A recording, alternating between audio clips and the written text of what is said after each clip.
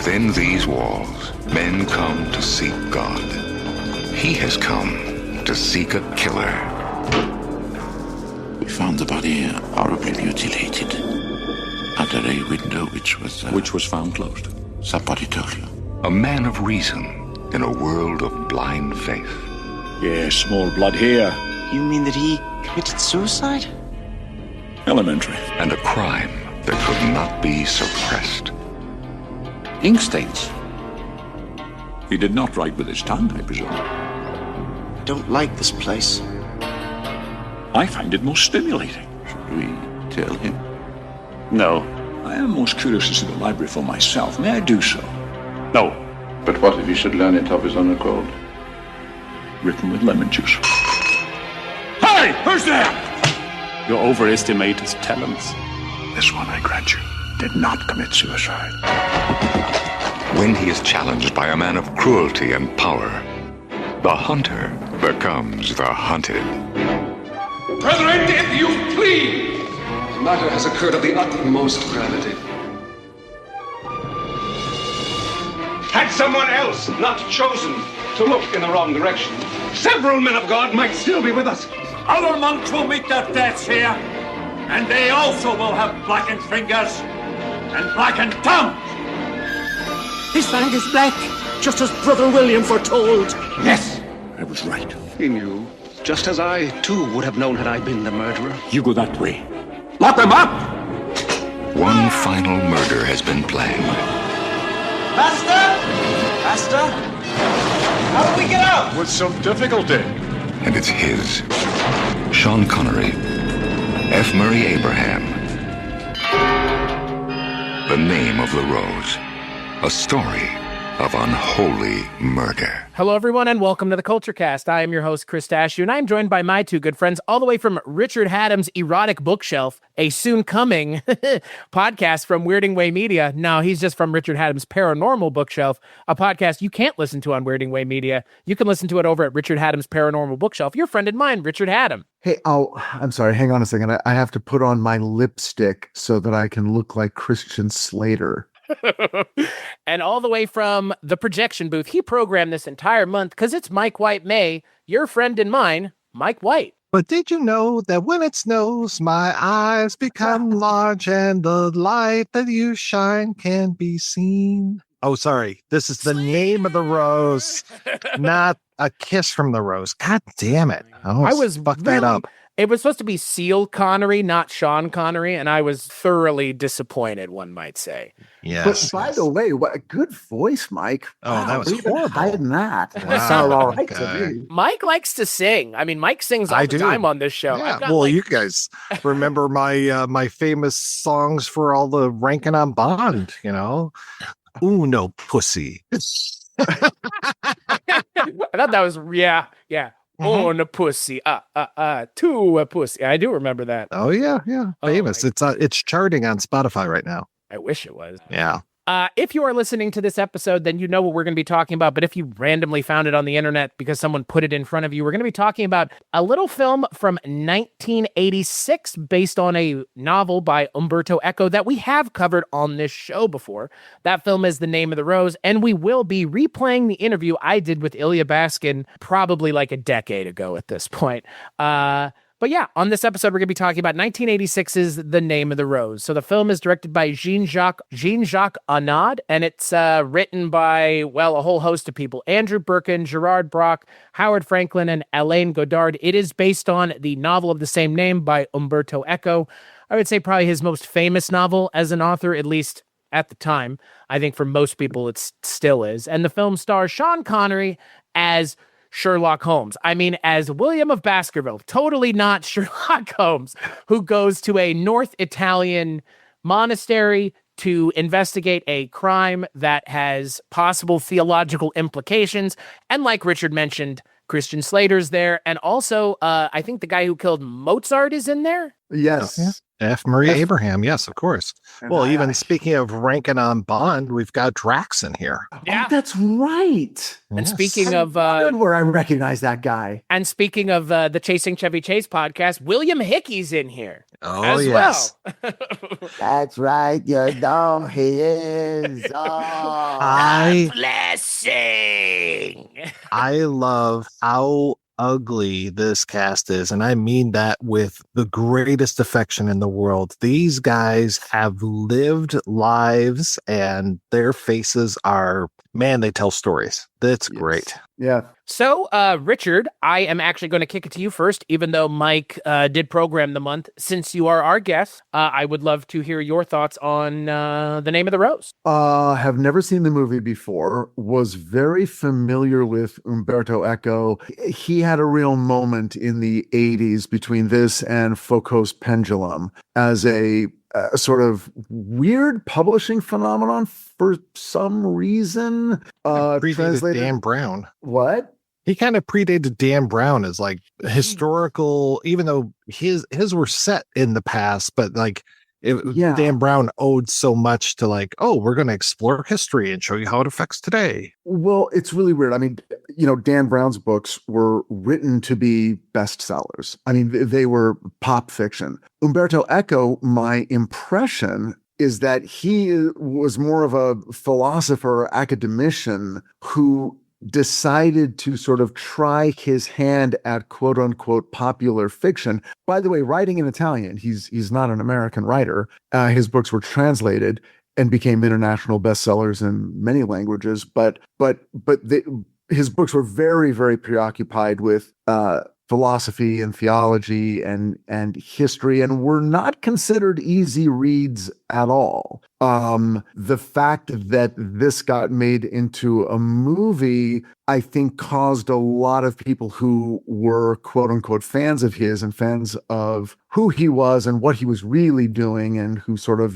tried to overlook the fact that he was trying to be entertaining, were alarmed that Hollywood was making this movie. And I think the book was very difficult to translate to the degree to which not only were 4 people involved in the screenplay, but the film is referred to as a palimpsest of Umberto Eco's The Name of the Rose, which strikes me as odd and absolutely singular in the history of film credits. Thank you for pointing that out, by the way, because if you didn't, I'm sure one of us was going to. I forgot that the word existed.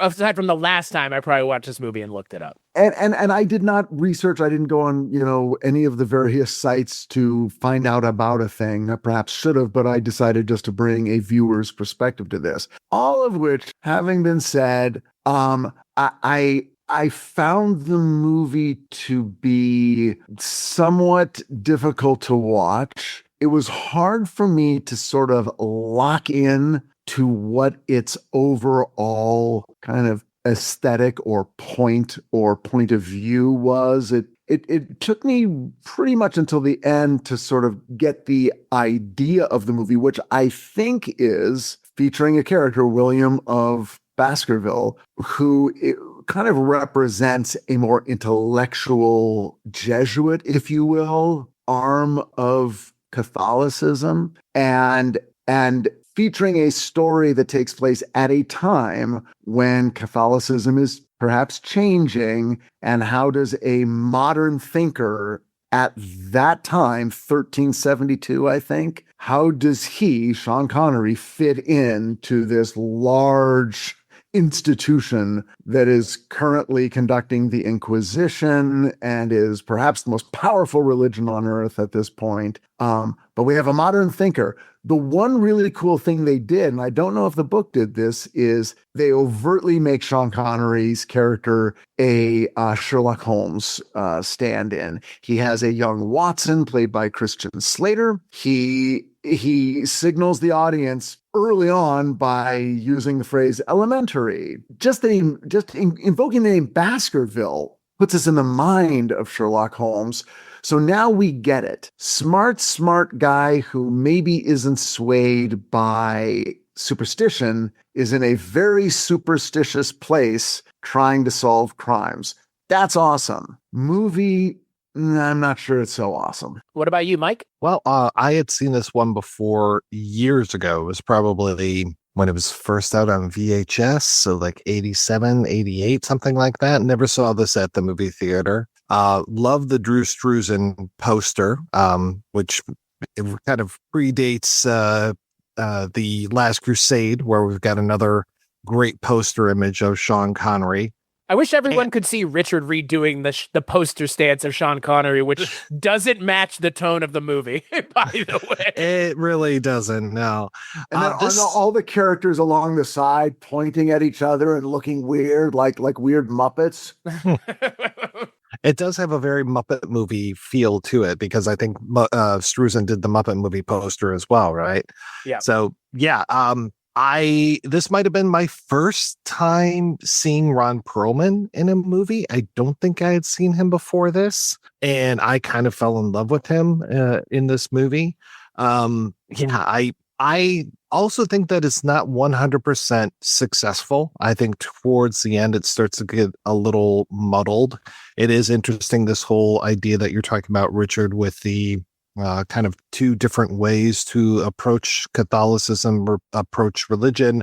One where it's more William of Baskerville, where he's much more of a humanist and a secular type of person. He's okay with science. He's okay with humor. And like humor becomes basically the undoing of this movie. And then the other side of it is the F. Murray Abraham, and basically the circus comes to town when he enters into the film, and it's all of the shit of the Inquisition and just looking for, demonic influences, demonic marks. I mean, it's basically a witch hunt at that point. And of course, also talking about the different sects of the religion and the whole thing of where Ron Perlman's character, the group that he belonged to. And I love how he, speaks when he's like, I didn't recognize the language. Which one was that? He's like, all of them. The way that he would bop around between all of the different languages, especially that kind of gutter Italian that he's speaking. I don't know. I really enjoy this movie. I know that it's not the best movie in the world, but I do have a good time with it. I also grew up watching a lot of young Sherlock Holmes.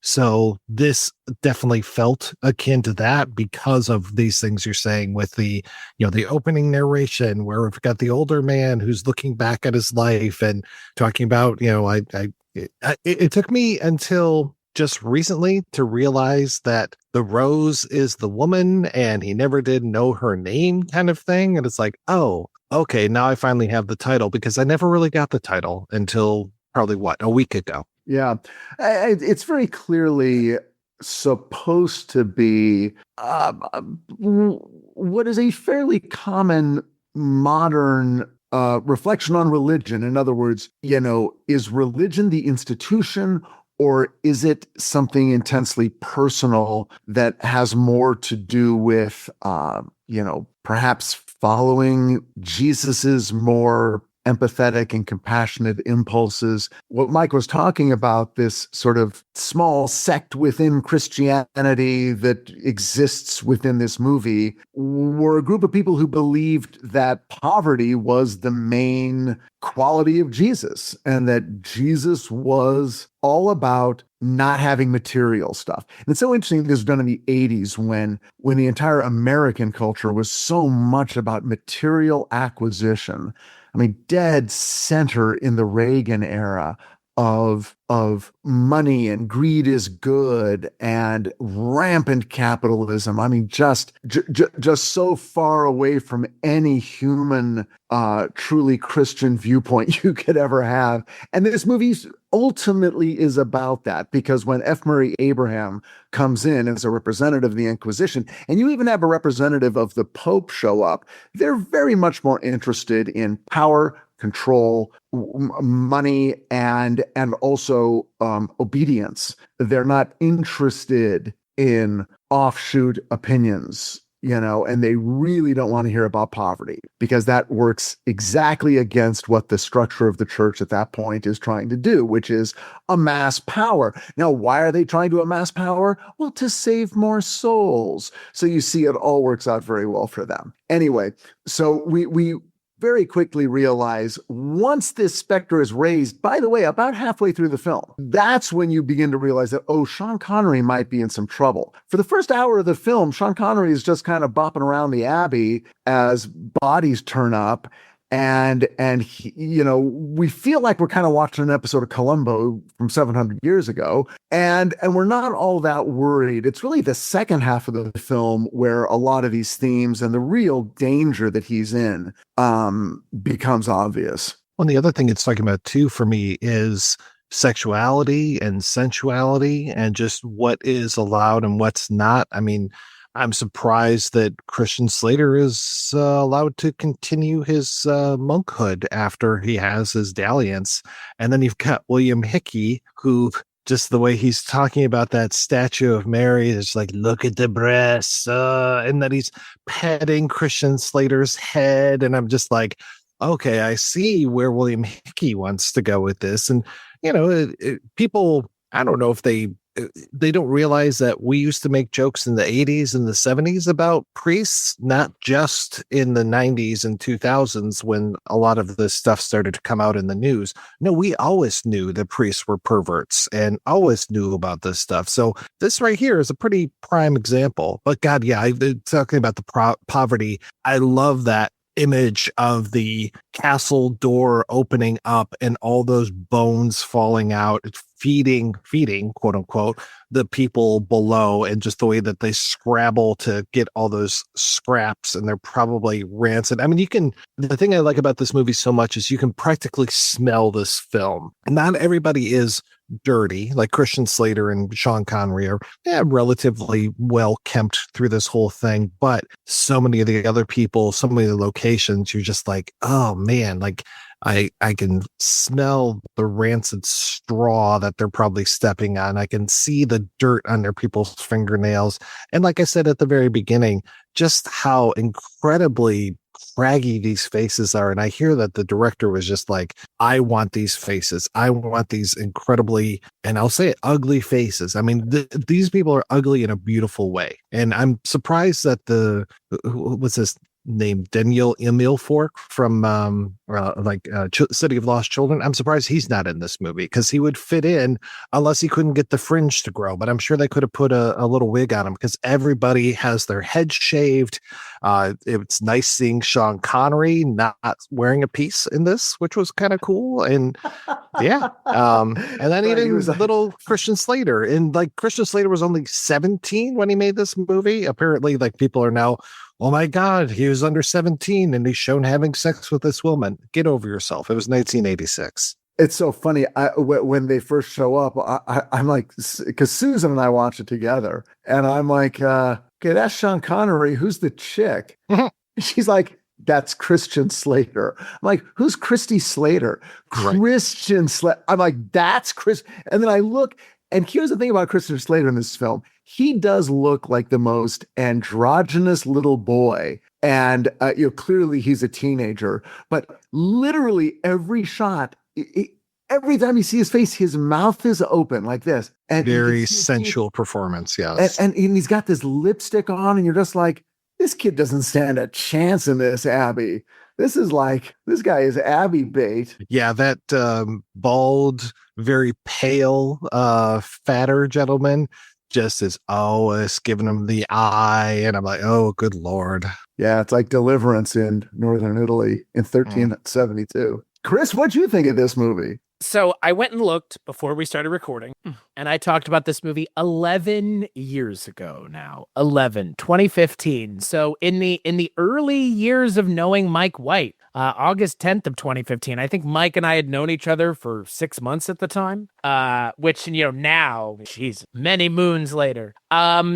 I went back and just pursed through my episode, and I mean, my take then is not too dissimilar now in a lot of ways. I think it's a little bit more nuanced in terms of how I say it, but I think I kind of agree with both of y'all at the same time. I agree with Richard. I find this movie a tad hard to watch at times because it seems unfocused in its telling of the narrative, and it doesn't necessarily tell the narrative in a way that I think is the most easy to understand. But at the same time, to Mike's point, I love the look of the movie. I love the feel of the movie. I love the way everybody looks. I love how you took Ron Perlman, a guy who looks very unique, and you made him look uglier than humanly possible, which is, kudos to you guys for that. I mean, taking someone who's already kind of, unique looking and pushing his kind of look further than that. So I like the look of the movie. I love the feel of the movie, but like the plot of the movie, the book has some things that I feel like the movie didn't do intentionally, because the book talks about the characters that they show up and are already murdered. It turns out they were having like a gay threesome with the three of them. So there was like homosexual implications in the book of things going on, less implications and more just like, this is what was going on. So the movie kind of pulls some of that out of the narrative, which I'm not a huge fan of, because I think that would, like we've already alluded to a little bit, like lean further into the things that we know are going on. This film wasn't made in a vacuum. I mean, it's being made in 86. So like you mentioned, Mike, people already know these things. People are already making jokes about these things. People already understand that this is possibly part of what's going on with the church. So why remove that from the film is so kind of strange to me, and I'm assuming it's a choice that one of the four screenwriters involved in the film. And I'm sure, Richard, you can speak to more more screenwriters on a project, the better, right? More cooks in the kitchen is never a bad. This is too salty. No, it's too peppery. Let's none of those things. Like, oh my God, no, just no. And that's maybe kind of my big takeaway this time from watching the movie is the four screenwriters involved. This film definitely feels like a film that had four screenwriters involved, because it does feel like it's being pulled not in two directions, but kind of three, or maybe even apropos, it may be being pulled in four different directions by four different people, each trying to get something different out of a story that, to both of your points, on the page is a very rich, deep novel that has a lot more to say than I think the movie does effectively say. And I think the movie tries harder than you might think it would in terms of having something to say, but I don't think there's a reason in adapting this source material if you're not gonna have something to say. And that's for me the issue, is like it just kind of removes some of the meaning from the book, and I'm dismayed by that, because I enjoy the feel of this movie probably the most, like just the world and setting that it's put in. I'm a huge fan of Cadfael, which is another Franciscan friar solving mysteries. It's pretty much just this with Derek Jacobi. If you like that, cool, go check that out. It was on like PBS Mystery Hour. I don't know if either one of you have seen it, but it's really well done, but it's very similar to this. It's Derek Jacobi playing a Franciscan monk who is brought in to solve mysteries. He's literally just a monk Sherlock Holmes, which is what this movie kind of is. The book isn't so much that in a lot of ways, I think, is kind of my point. Yeah, I didn't even know that there was a 2019 miniseries with Rupert Everett and John Turturro playing the Baskerville character. And it keeps saying, when I look at it on Wikipedia, it was on RAI, and I'm like, I have no fucking idea what that is, but I think it's available on Prime now. So of Name of the Rose. Yeah, yes. It was made for Italian their public broadcasting. Their RAI is their PB. Was it Italian language? Not with those actors. No, I think it was English. I mean, as much as this has like English and Italian in it. The thing that's interesting is, and I read that, why would you cast John Turturro? Like, he's not Italian. He's English. Like, the character's meant to be English. So why are you casting an Italian actor? Like, or if you cast him to be one of the weird looking guys. Right. He's got that down pat. So here's what I think happened. I think the book is tacitly a mystery. And again, I'm talking as a guy who has not read the book. I think it's it's like, I'm going to call this a mystery, and there will be a mystery, and there will be murders, and there will be a solution. But mostly I want to talk about this time in history and a lot of ideas, some of them very obscure. But I can tell a lot of stories here. I mean, I can tell a story about the pull of sensuality and the pull of sexual desire among people who are supposed to be living a celibate life, because that does become a part of this story. And that's sort of the Christian Slater part of the story, and his relationship with a peasant woman from the village who he has sex with. But then, because he's very young, is also sort of like, oh, I'm these emotions and these feelings are so strong. I think I'm really interested in the plight of these people who are living in poverty. But why is that so frowned upon among these men of religion? I thought that was the whole point. And of course, Baskerville has a very interesting background that has to do with, do you basically betray yourself and or your beliefs to save your own skin when you're living in a context, a community, a time where your life might depend on just lying and going along with things? And in his background, he did that. He figured out the solution to a crime, but because the church hierarchy wanted an innocent man to die for that crime, an innocent man died. And when they came to William and said, do you agree with this decision? He said yes, because he knew that if he did not agree, he would be next, which is a wonderful context within which to place this story, because the question becomes, what's he going to do now when this becomes an issue? And it becomes an issue right around the same time in the story. So now you're like, oh, so this is like McCarthyism and, so many moments in history where it's like, do you throw it all away for honor, knowing that you're really throwing everything away, including your life? And how far is he going to take his devotion to truth and intellectual, honesty? What's strange is the mechanism of the plot. I'm still not clear on who the murderer was killing and why. Like, I know who he was killing. He was the people were dying. We see the victims, but I'm very unclear. It had something to do with an edition of Aristotle's Poetics, the second volume, and it had something to do with the notion of humor and whether humor is against God or for God. But why this guy was killing people, I don't know. Do you guys know? I'm not exactly sure what his motive is, but basically anybody who reads this book, this particular volume, which does have a lot of humor in it, that seems to be killing people. It's very much like that Monty Python skit of the joke that they used in World War II to bring down Hitler. And Hitler came back with his wartime joke. My dog has no nose. How does it smell? Awful. Sounds great. Yeah. But no, wait a second. But I'm asking you, is he murdering people who have read the book because he's afraid the book has corrupted them? That's what I feel like. People who have read the book because they've read the book, he doesn't know what is done. I think it's just the act of reading the book is enough for him to kill them because he poisoned the pages of the book. So it's just the reading, I guess. It's the imparting of knowledge onto oneself is enough, which I think is even more kind of dastardly. It's not even that you're practicing anything. It's just that the book. You read the book, you die. Yeah. You read the book, you die because you had to touch the pages to turn the pages. And at the time you're licking your finger to turn the pages. But there's no proof of anything going on. There's no proof that they've gone and done anything with the information. It's just the having of the information in this case is enough. That's brilliant. That's brilliant because reading is associated with the acquisition of knowledge, which at this point is considered very threatening to the church. So the fact that the very intake, it's like eating the apple of knowledge, from the tree of knowledge. Yeah. It's like, that's exactly what that's brilliant. I love, oh God, am I going to have to read this fucking book?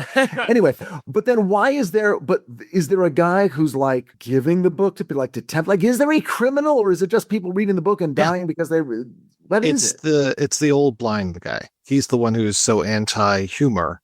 And is he giving the book to people so that they'll die to test them? Or? I think it's just in the library. It's just there and poisoned, waiting for anyone to find it. And it just happens that there is a conversation that is now happening amongst people where more people are being pushed in the direction of going and reading. So, I mean, to the point of the blind monk who's killing people, that knowledge is spreading, even if nothing tangible from the source material is spreading. To his point, more people are going and interacting with it. So he's not wrong, I guess. It's like when you ban a book and now suddenly everybody has to read what the banned book was. Why is this considered so bad? All right. And now you're getting the word out there. I mean, I would probably be pretty honored if I wrote a book and it was banned, because then I would know more people would read it. So, Chris, did you read the book? Did you read the novel? I read the book last time when I did the podcast in 2015. Because how was it? The book is better than the movie, but the book is a lot different than the movie because the point of the book is, to your point, it is more of a conversation about things that are going on then, juxtaposed, paralleled with the things that were going on then when the book was published. And the mystery is almost not secondary, but like you've alluded to, it's that framing device that they're using to talk about the other thing. And the movie can't do that. I mean, the movie just can't do that because it's a movie. So it has to be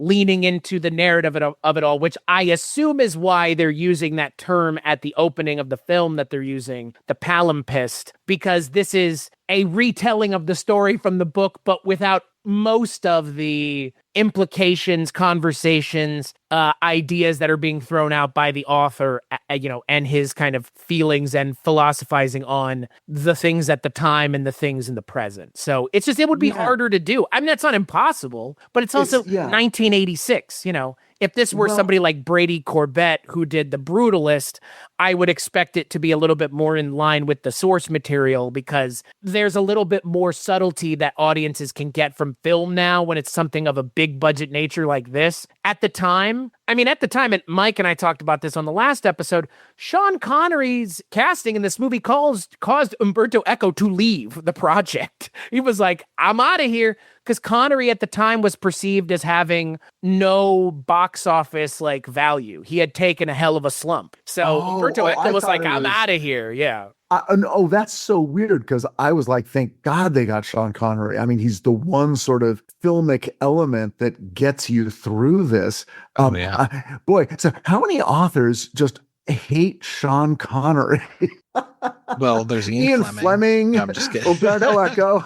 It's just like you cast Sean Connery and authors just, it's just, dust clouds and tumbleweeds. So, obviously then the challenge, especially in the 80s, especially when this is going to be made as a commercial film, not some obscure, independent, even a Merchant Ivory film. The idea that it's like, we've got to really lean into the murder mystery. I think they did a couple of really smart things. Again, not having read the book, by saying this is Sherlock Holmes, the audience can go, okay, got it. I will hang on to that. And then giving him a protege who can ask all the questions. But master, why did they say that? And why are they doing this? Or why? We can have Sean Connery explain a lot of stuff, which he does, which is very, very helpful. And I think that's a great device. I think there could have been a way to more skillfully demonstrate how kind of repressed and how dangerous early on, sort of how oppressive it is to be here. At the beginning, it just seems like this is an abbey filled with insane people. Like, it really is just like, why is everyone here literally crazy? I mean, is there something in the water, too much mercury? I don't know. Yeah, and it does give a very what was that one with Stacy Keach? The Ninth Configuration. It feels very much like that, where they're all stuck in a castle and they're all crazy people. Yeah, I'm like, maybe it's more like an insane asylum sort of thing. I don't know.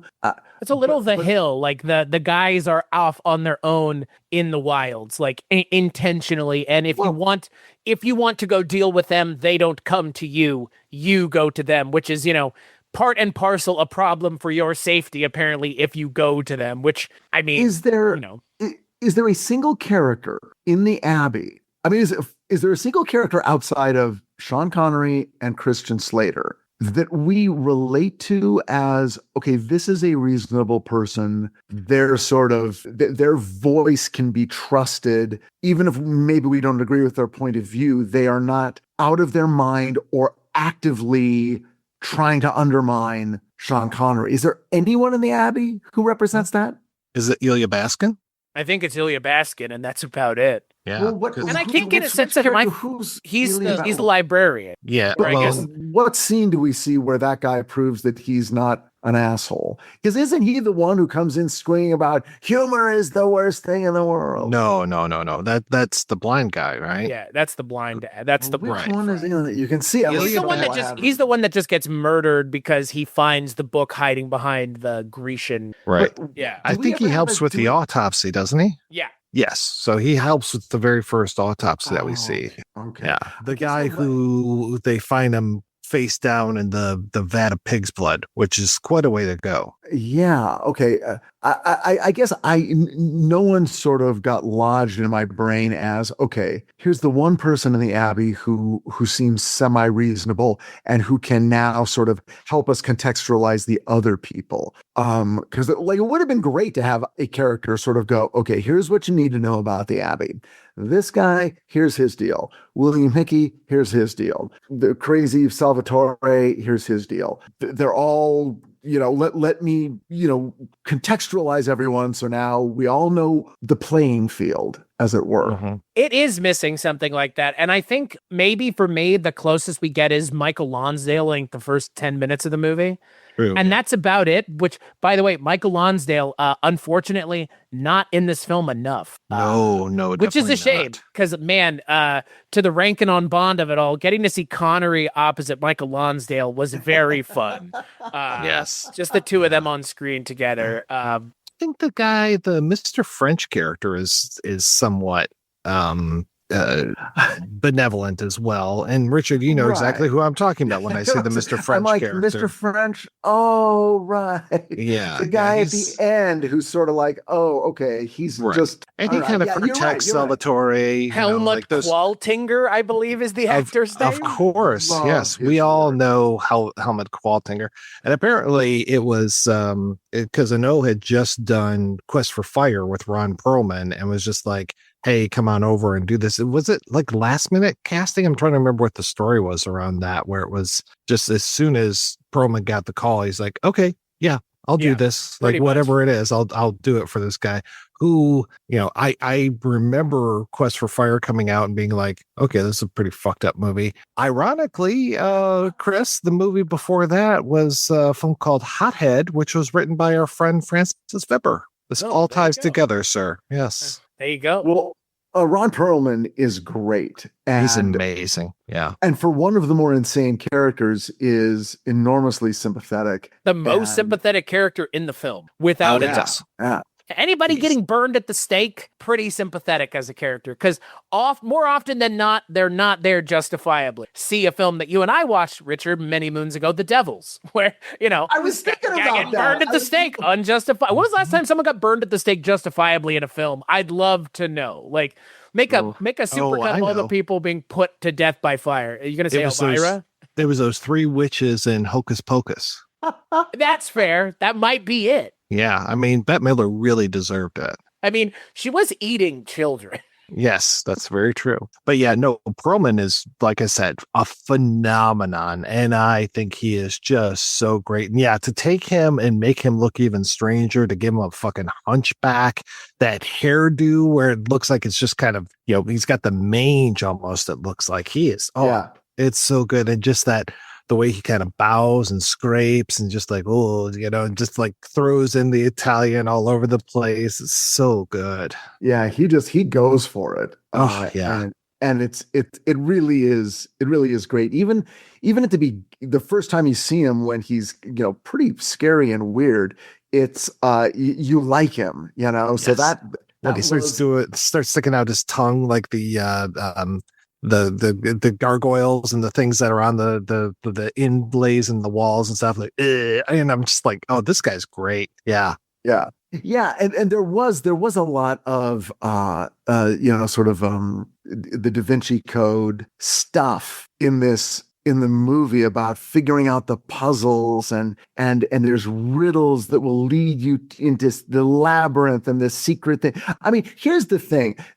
I actually think that there was a lot of great stuff in the look of the movie and what the movie was trying to do. I almost think the big failure was the direction. I think there was a lot to grab onto here. I'm just not sure it was rendered and translated to us visually as effectively as it could have been. I don't necessarily disagree with that. Yeah, it feels that like I would be interested, like you, in reading the book. I would be interested in seeing that other miniseries. I mean, there are a lot of great things that it does, but yeah, it just doesn't necessarily hold together as well as it should. And yeah, I can't really necessarily put my finger on exactly why, because I mean, it just feels, and I'm trying to remember if it was Mark Kermode or somebody who was just like, yeah, this movie works until it doesn't. And right. That's like the most apt way of putting it, though I can't exactly pinpoint where it doesn't. Where does it go off the rails? Well, it sort of comes and goes. I mean, I found my attention sort of ebbing and flowing. Like just when I thought, I'm done, because I was watching it again last night with Susan, and I kept reaching points where I'd be like, it's okay, we can stop now. I'll finish it off tomorrow. Don't worry. I have to do this. You don't. And weirdly, Susan was the one going, no, you've got to watch this. We can keep going. And I'm like, you want to. She wants to see how it ends. Mm-hmm. It's like, I don't think you're going to see Christian Slater naked again, honey, if that's what you're hoping for. Maybe Connery naked instead. Mm-hmm. We didn't see Connery, did we? I wish. No. Don't even get to see that big hairy chest of his. Oh my God. He's looking so, can we just talk about, he looks so good in this movie. He just does. He's got to be what, in his 50s, early 60s at this point, and he's looking good with that beard that comes to a little point. I mean, obviously we're a couple years before Last Crusade, so he pretty much looks the way he's going to look in Last Crusade. It's like what, 1 year before Last Crusade, I believe. No, it's 3 years after this. He does The Untouchables, Presidio, one called Memories of Me. I think that's the other Lumet film. That we've mentioned a few times. And then, then Last Crusade after that. And this was right around the time he was doing Highlander. And I'm not sure which one came out first. I just guess for some people, this is the most iconic way Sean Connery will look other than as James Bond, is this kind of balding, gray bearded man. And, like gray with a little bit of the darkness still in it because he's still not portraying super old yet. He's supposed to be like a good looking silver fox in his 50s. That's the thing. Sean Connery, good looking guy. I think that's maybe the other thing. It's like Sean Connery's almost too good looking to be in this movie because of how ugly everyone else is. But that's obviously the point. Him and Slater are like the two good looking guys, and everybody else is just like all different forms of fucked up. Or just genuinely bizarre looking character actors. Volker Prechtel. Jesus, go look what he looks like on Wikipedia. If you click on his thing to take to his page, it's a sculpture that someone did of his head and took a picture of it, because of how just unique he looks as an actor.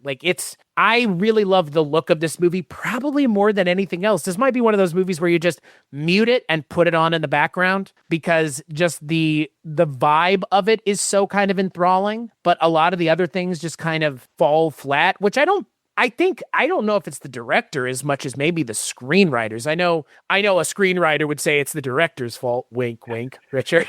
He's sitting there throwing the screen actor. It's the actors and the directors. It's all their fault. I just think unfortunately, it's just kind of unfocused. It's unfocused in a way that something like this shouldn't be. And I'm assuming, at least somewhat probably, that a miniseries adaptation would hopefully give some of those things a little bit more room to breathe, not being bound by, a 2.5 hour movie. Or if there's a way to sort of tie them all together, to tie in, just to line up everything against the line of what is considered within orthodoxy and acceptable and what is just over the line.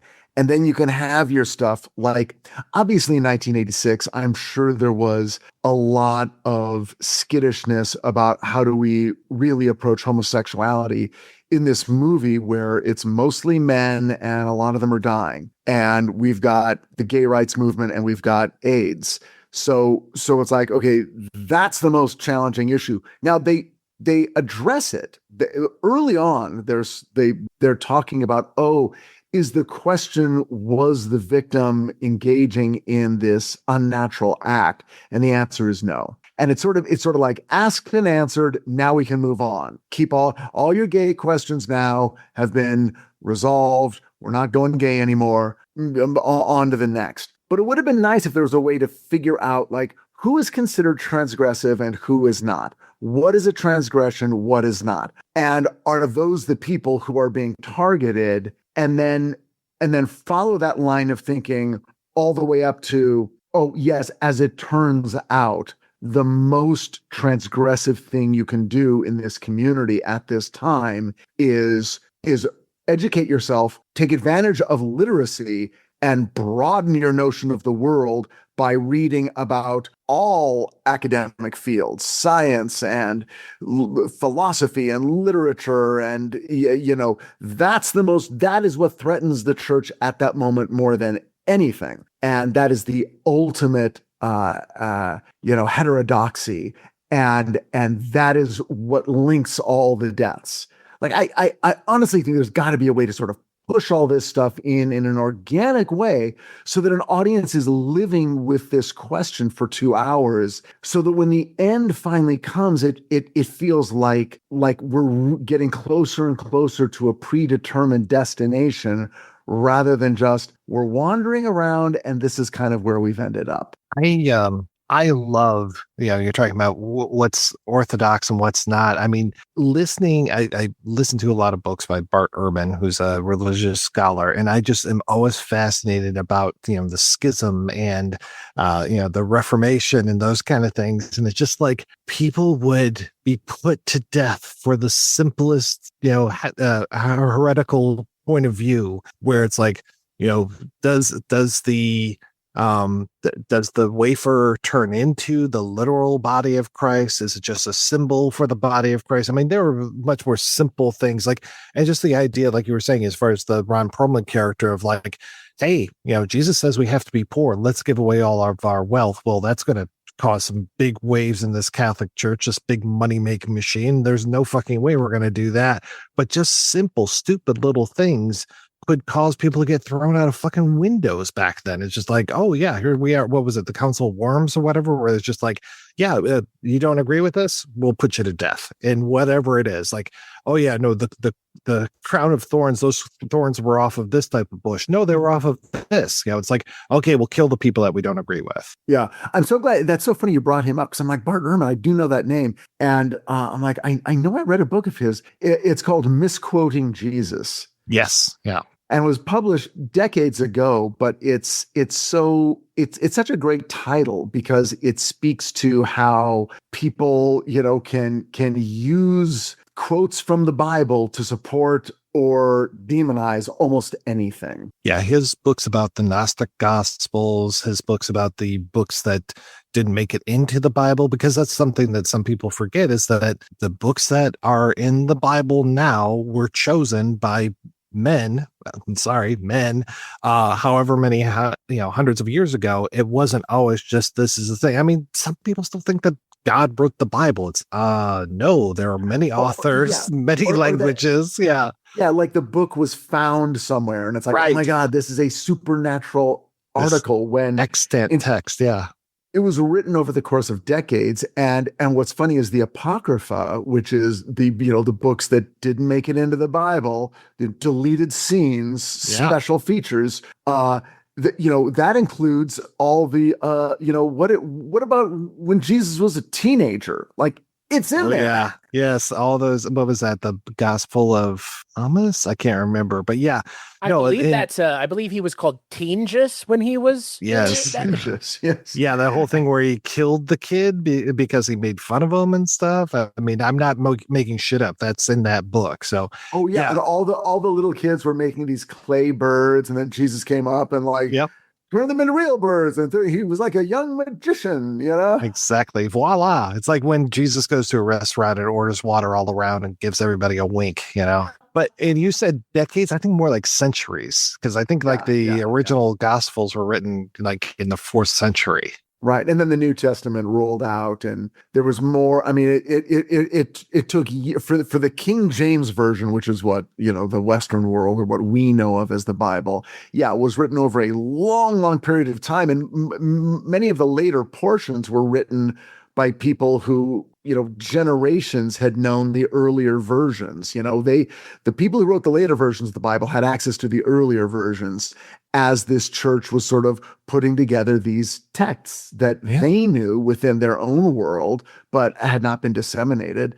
And they were written according to the Greek narrative style, the story of Hercules and Zeus and all the Greek gods had already been written and were currently, the bestsellers of the time when the Bible was being written. And so those techniques and those structures were adopted. If Jesus seems like a superhero sometimes, that's why. Exactly. That's what they had access to in terms of how do you tell a narrative. I mean, if you look at the Moses story, and obviously if you look at Superman, but if you look at the Moses story and you look at the Jesus story, there are so many fucking parallels. I mean, it was just like, that was the, here's the text. Now we're going to rewrite the text and just kind of do a find and replace. From what I understand, the last couple books have actually been written by AI. AI Jesus? Yes, exactly. What is wrong? It's that whole THX 1138 Jesus AI that all of the bald men are talking to, the bald people. It reminds me of those jokes they always have, like they're not even jokes, they're tropes in science fiction films that take place in the future. It's like, well, this is philosophy, like your Plato or Nietzsche or Xanthrax. Zilbuzion. Yes. Oh, yes. Yes. Oh, it's like when they gave fucking Elon Musk a shout out in a Star Trek movie. It's like, oh, no. Yeah. We don't need this. We don't need this. It's not going to age well.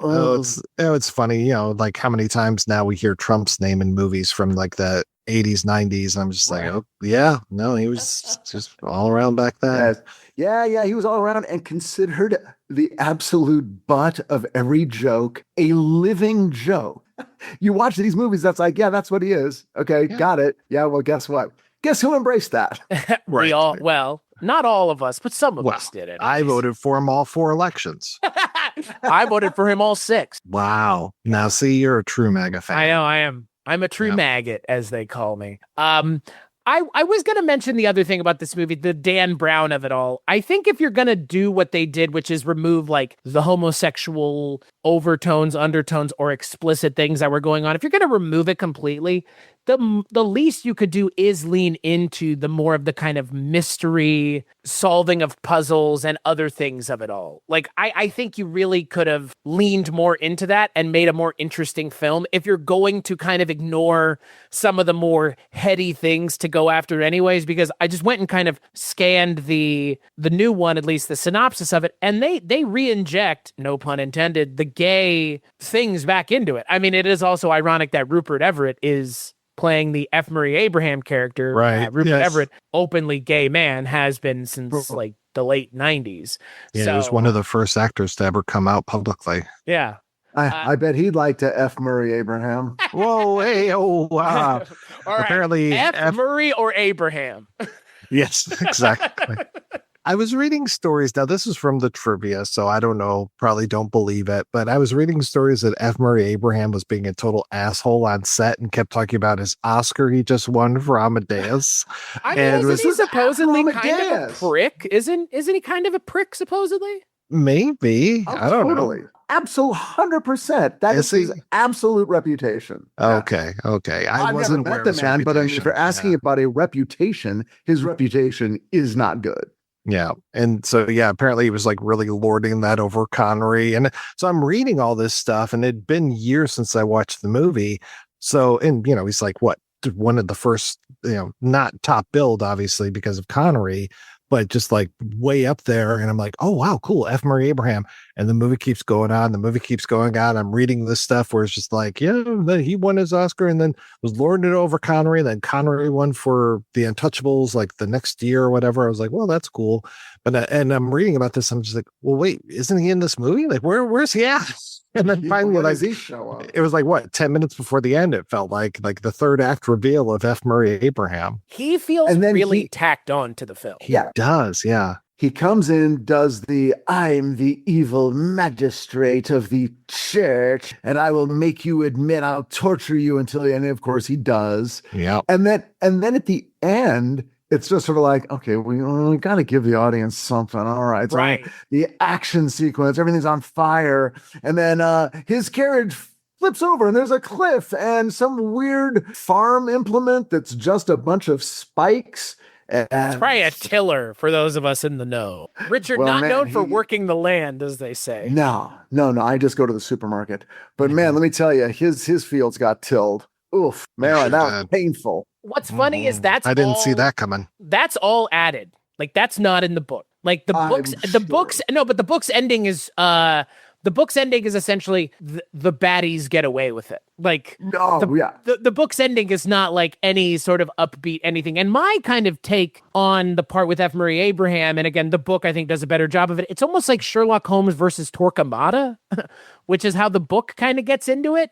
And the movie never gets there. Because the movie is, again, like, it tacks on F. Murray Abraham way too late into the film for him to feel like a threat. And also, he's not really a threat in the same way that the guy who's murdering people is. It's a threat based on his, like, religious zealotry versus, I mean, again, it's religious zealotry of two different kinds, but his is a lot more of the stock and trade religious zealotry. Like, well, you're a witch. How do I know? I saw you communing with a black cat. Okay, You're a witch. The end. Like, F. Murray Abraham's style of religious zealotry is much more, I would say, fascistic in nature, as in, it's very, like, by the books.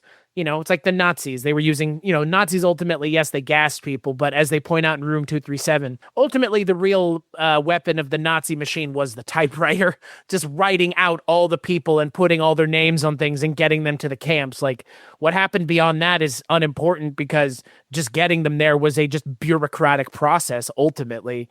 And it's that bureaucratic evil in this film that's, again, a religious version of it.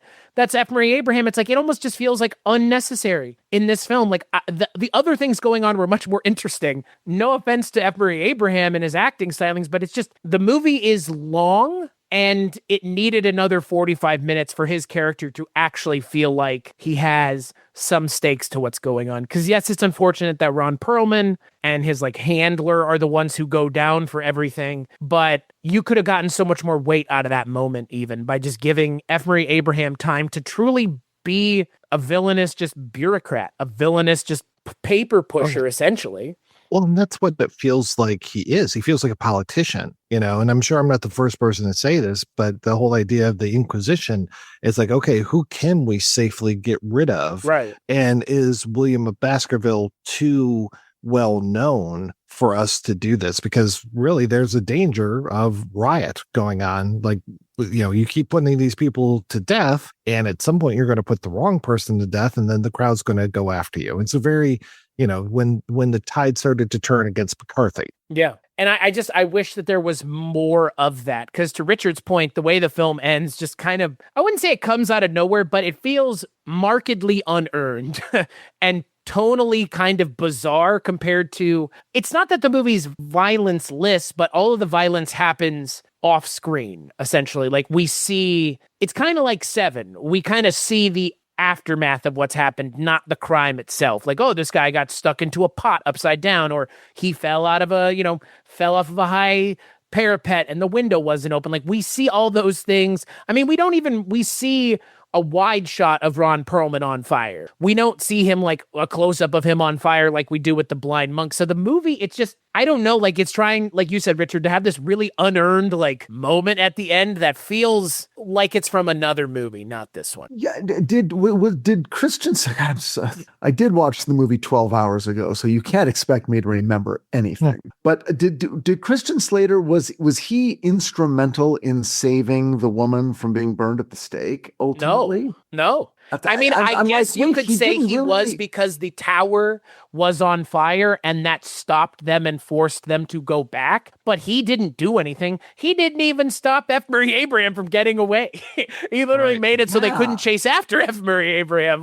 He's literally at the gate going, "Oh, it closed too late and now I'm stuck." Right. Yeah, it's so... I don't know. It's so strange. It's just like the film, it almost feels like, the test audiences didn't like the ending, so we got to go do reshoots. I know that's not what happened, but it just feels like we need to have a, quote, happy ending, unquote, when the source material had nothing of the sort remotely. Yeah. The peasants rise up and cause a problem with the carriage, it seemed like. Yeah. And then the carriage got stuck in mud, and then it fell off a cliff, and then it got impaled. Yeah, that's where the four writers of it really feels like it. Yeah. Like, okay, bring in the last guy. Okay, I'll fix up these last few things. Oh yeah, right, exactly.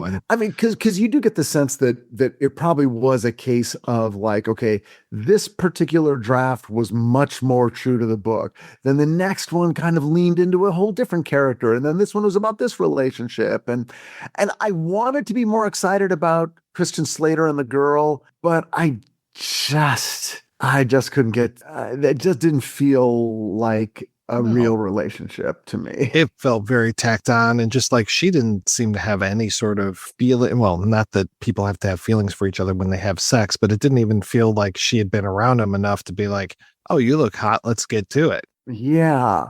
I mean, I love that idea. I mean, it's always a compelling story when the story you're telling is about religious devotion, and then the drama is, can a human being ever be as devoted to their religion as they want to be, considering that they are still flesh and blood? I'll buy that. That's a story, and that was Christian Slater's story. But even that, in the 2 hours given, did not seem that it had a lot of time to really make us care and be concerned. We understood by proxy that he was concerned. By the way, Christian Slater gives a great performance, as does Sean Connery, as does really most of the people in this film. Some of the monks are a little over the top, which again makes it feel like an insane asylum.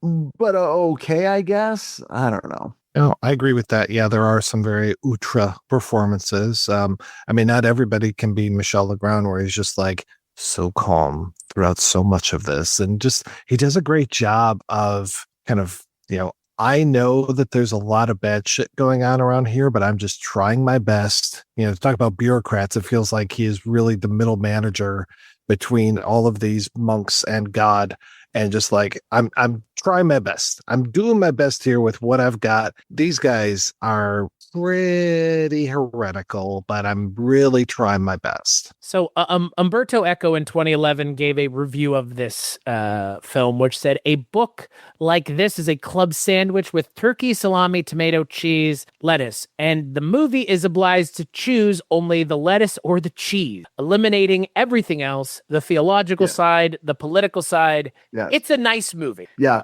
he's right. He's 100% right. Yeah, it is a nice movie, but like I said, I would be very curious to actually read the full thing. I downloaded it from Audible, but it was 20 hours, and there was other stuff I had to listen to. But it definitely digs into the world more. And if that's what you want, like, I think look, if I'm going to watch something like this, that is kind of what I want. I want to see the world of it all and the surroundings. And that's why my assumption is with that miniseries. I mean, it's 8 episodes. It's 8 hours of television, which is 4 times as long as this. So you've got to assume that there's much more time given to certain things that the film just kind of ignores, because 2.5 hours is a lot of time, but it isn't, especially when, like you mentioned, Mike, the book, if you listen to it, is 20 hours long, which is a long time. I mean, that's a lot.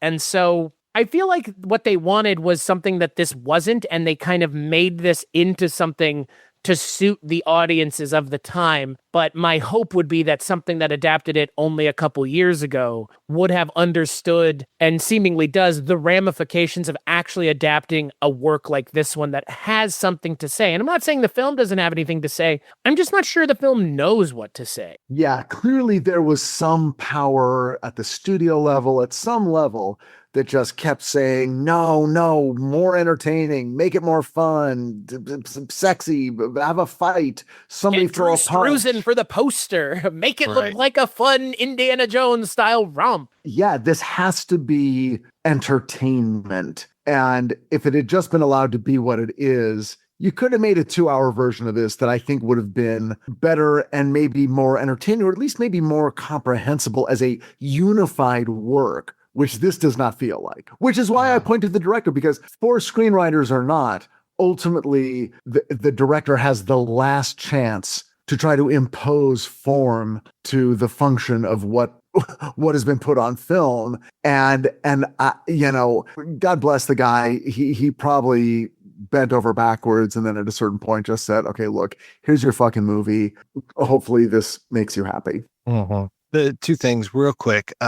One, I was very disappointed that William Hickey isn't the narrator of the audiobook, because I think he really would have done a good job with that. Page 1. I do not think you would listen to that for more than 5 minutes without tearing your fucking hair out. I would be so happy to try to listen to that. That would be great. And the other thing was just like going back to the Connery of it all. It is just, like this actually helped start the Connery revival, which is weird. Like Columbia refused to finance the picture when they cast Connery. It's like, I know I lived through this period of time. Yes, I even went to see Never Say Never Again in the theater, but I just, the idea of Sean Connery being quote unquote box office poison is pretty fucking crazy. Who did they want? I seem to remember it was it Burt Reynolds, was it? Oh, I'm thinking, well, it had to be a British actor, but maybe not. I don't remember who it was, but yeah, I mean,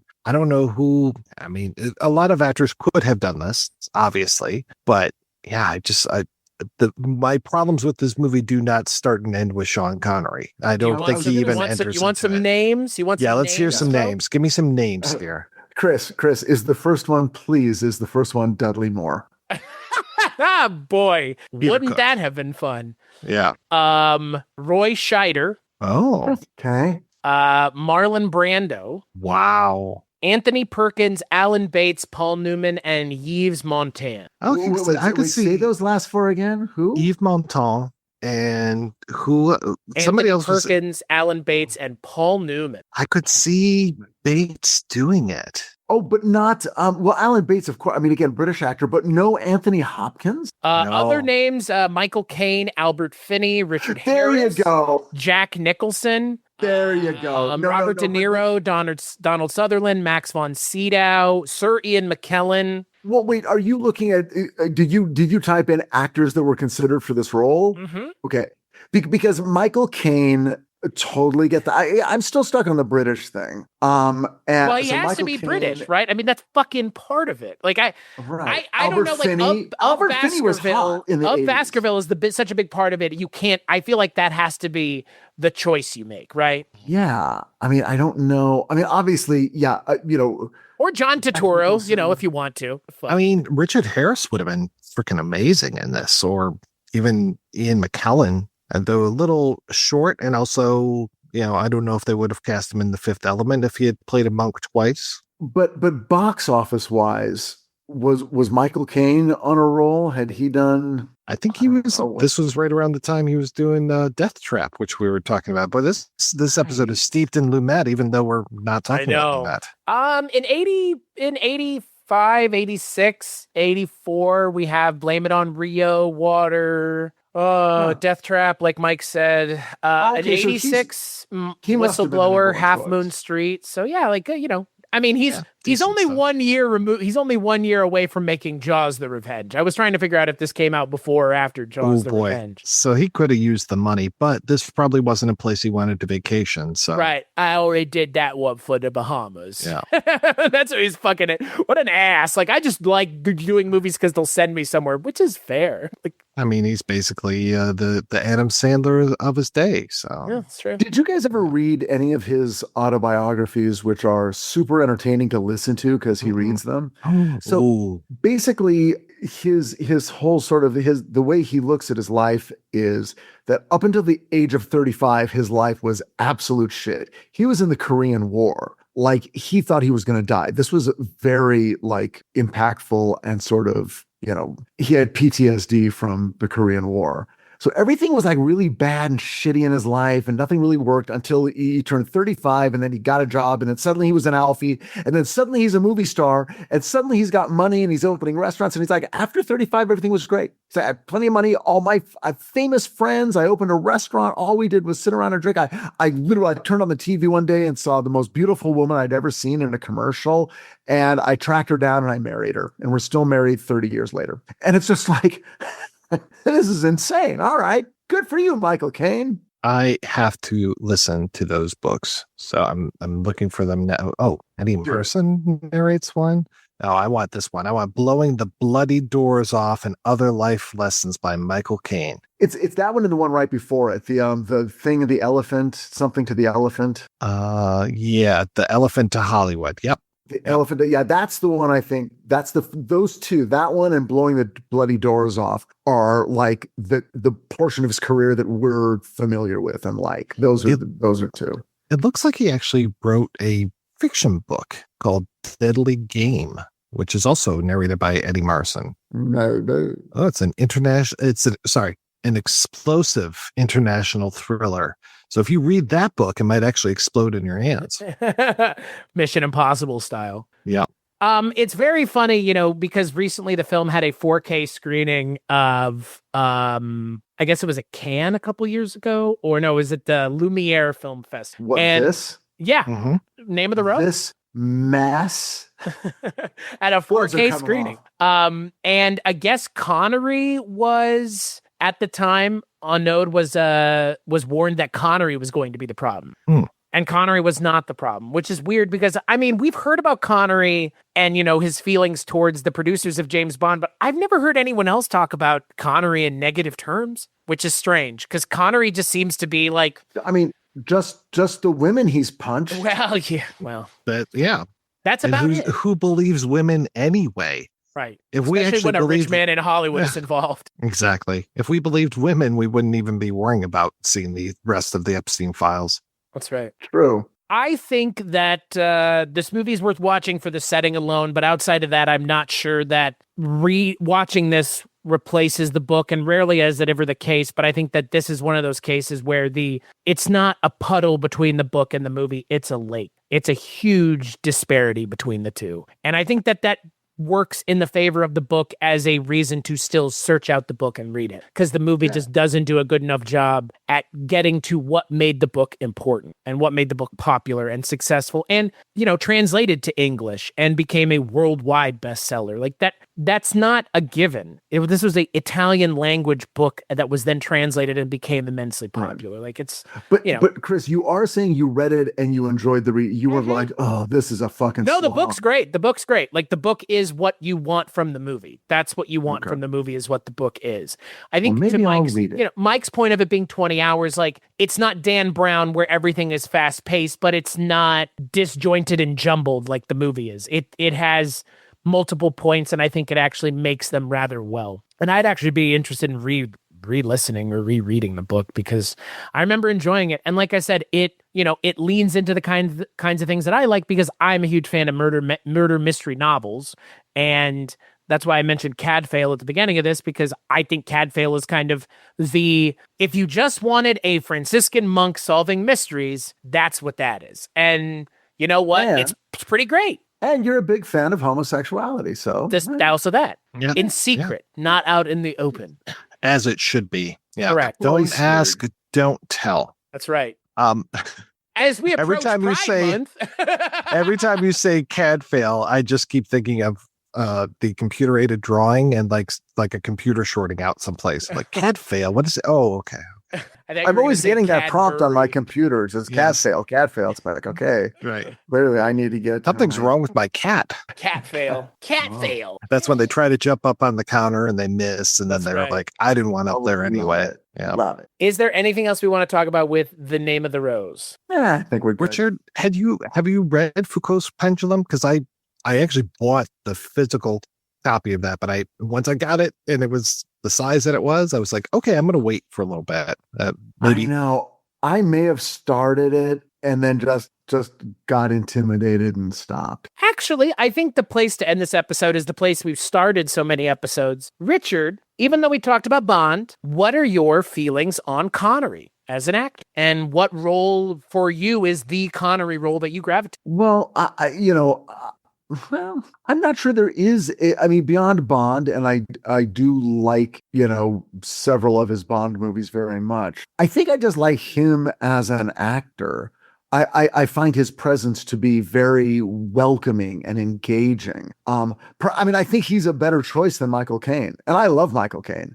But I think for this movie, you really do need someone that is the audience surrogate. Every time he's on screen, I think the audience feels like, okay, I've got someone I can stand next to and relate to. So as long as I'm with Connery, I'm going to be okay. And I think for the most part, that is true until the movie itself just sort of gets too far out over its skis. But that's always the way I feel with Connery. And so I would say that I find him to be incredibly engaging, interesting to watch. And I haven't seen the other movies that you guys have covered in Mike White May, but I do want to go back and see them because the ones you guys are watching are ones I've never heard of. So I am interested. Well, and I hadn't seen most of them either, other than I think this is the only one. And I guess we're talking about The Avengers from 1998, but that's not a high point for a lot of people. I mean, again, I love that movie because I watched it as a kid. I don't really remember it since maybe I was like 9 or 10 years old, but I'm kind of surprised you didn't just say Indiana Jones. I mean, I like that role, but I don't love that movie. And I've rewatched it recently and I like it, but I'm not like, oh my God, he's so great as that character. He's good, but it's almost like I don't need that. Well, and I you're not the only one to feel that way. there are more. It's interesting. There are more people that feel that way than I think don't with Indiana Jones: The Last Crusade, because I've heard that same sentiment before. And I think Mike and I have heard it on this show, even as recently as the last episode with Spencer. So, and we'll probably be talking about it when we cover it. Right? Yeah, that's right. Exactly. That's right. I mean, wink. We haven't publicly mentioned that anywhere. Not so yet. no. So Richard, so we'll let you guys just sort of try to figure out what it is we're talking about. That's right. See, Richard gets it. Anything else we want to talk about this movie, or can I move on to the plugging and the ads and all that good stuff? If I were to pick one role for me with Connery that I go back to all the time, it's Outland. I go back to that movie probably more than any of the other Connery films that he was in. More than The Rock, more than The Untouchables. I mean, frankly, I think I've seen The Rock twice, but I've seen The Untouchables a shit ton of times. He's fucking fantastic in that movie, but I watch Outland probably the most, and it's just so much fun. Him and the doctor in that one, their whole relationship, him and James B. Sicking, him and Peter Boyle.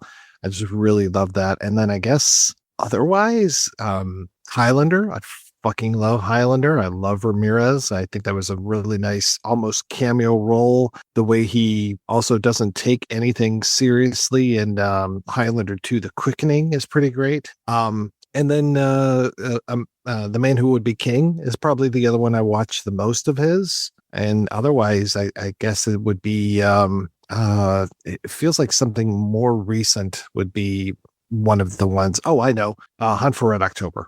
I absolutely love him in that.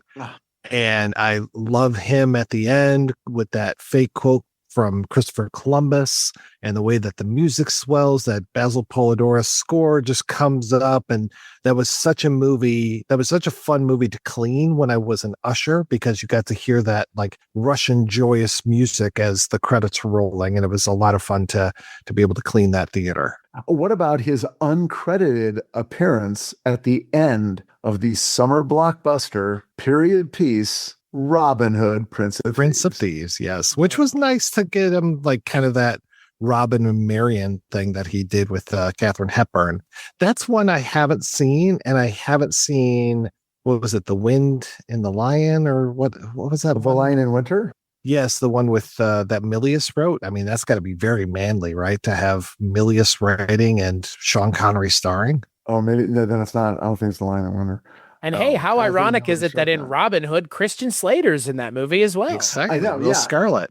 We just rewatched it a couple months ago. That is a fun movie. I remember it being fun, but kind of weird, but it's super fun. And Alan Rickman is yes. He's the best part of that movie because, man, I'm just going to say this because it feels like 2015 all over again.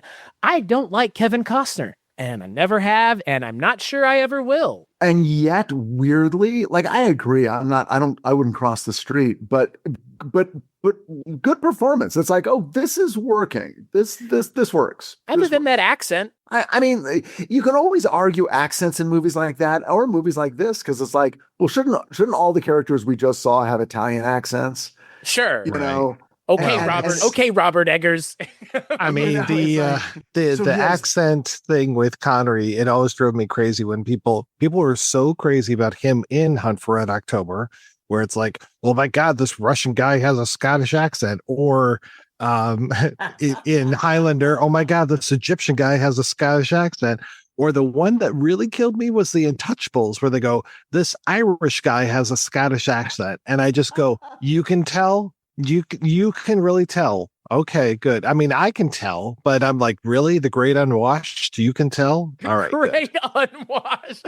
The unwashed masses. Yeah. I think the thing I've seen of Connery the most is probably Last Crusade. I wouldn't say it's my favorite thing that I've seen him in. I'm not sure I have that movie yet. I watched The Avengers, a movie we're covering as a bonus episode, so many times as a kid, but I couldn't remember a damn thing. So I'm excited to watch that because maybe that'll be like, maybe, right? Maybe I'll watch it Friday night and done to myself.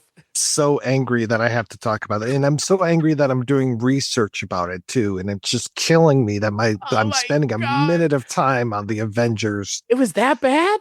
Oh, it was so fucking pithy, just the way that they go back and forth with these little innuendos and fucking Uma Thurman speaking of accents, her British accent. Sounds like you're getting a little pithy. I was about to say, I'm very pissed off. Maybe we should have picked the League of Extraordinary Gentlemen instead. I think I actually would like that movie better. Those are different movies. Bad The Avengers is. Yes. Yeah. Good God. Well, on that note, let's take a break and we'll play a preview for the next Kulturecast. We'll also play the interview I did 11 years ago with Elya Baskin.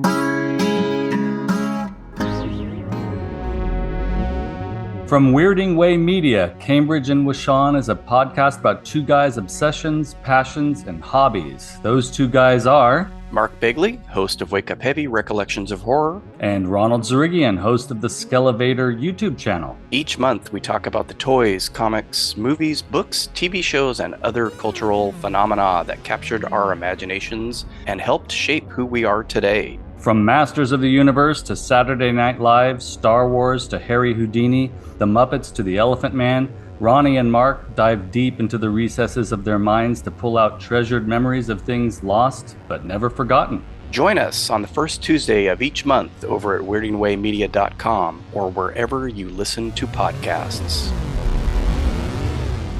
Join me, Jamie Benning, on the Filmumentaries podcast, particularly if you enjoy stories like designer Nilo Rodis Jamiro convincing George Lucas to push him around to help gain the support of his crew on the ailing Howard the Duck.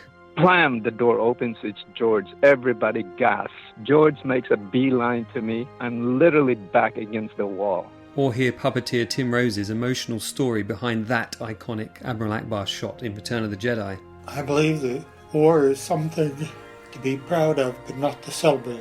Or how Star Wars editor Paul Hirsch tackled cutting so many successful films. The thing that I learned from working with De Palma is that tension depends on a clock. You need to have the sense that time is running out. Maybe Oscar-winning sound designer Mark Mangini's insightful chat about his work on Blade Runner 2049. Not a single sound from the original Blade Runner in the new film. A great deal of inspiration. That's the Filmumentaries podcast with me, Jamie Benning. Hello, twisted humans.